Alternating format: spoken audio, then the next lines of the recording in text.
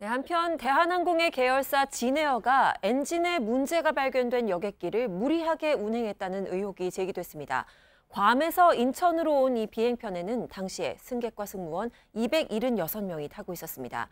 진에어 측은 규정에 따라서 점검을 하고 운항을 했다고 해명했습니다. 하지만 국토교통부는 이 여객기가 인천으로 돌아온 뒤에도 문제가 반복되던 것으로 보고 있습니다. 전다빈 기자입니다.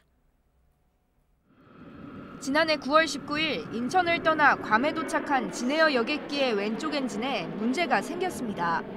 당시 조종사가 엔진을 끄려 했지만 연료 밸브가 차단되지 않아 연료가 계속 주입됐다는 게 대한항공 직원연대의 주장입니다.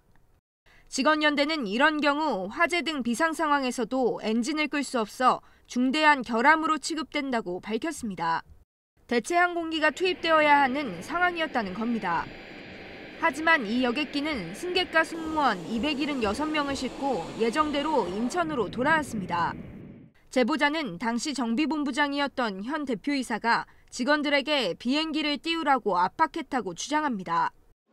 이에 진에어 측은 해당 항공기는 엔진이 정상적으로 정지됐다며 연료 공급관의 남은 연료로 연기가 발생했던 것이라고 반박했습니다. 또 정비 규정에 따라 점검한 뒤에 정상 운행했다고 덧붙였습니다. 하지만 국토교통부 관계자는 인천에 도착한 뒤에도 문제가 반복된 것으로 보인다고 전했습니다. 이 때문에 인천에서 다시 정비를 받았다는 겁니다. 진에어가 정해진 정비 교범을 일부 지키지 않았던 것으로 보인다고도 했습니다. 국토부는 다음 달 이 사건에 대한 조사를 마무리 짓고 결과를 발표할 예정입니다. JTBC 전다빈입니다.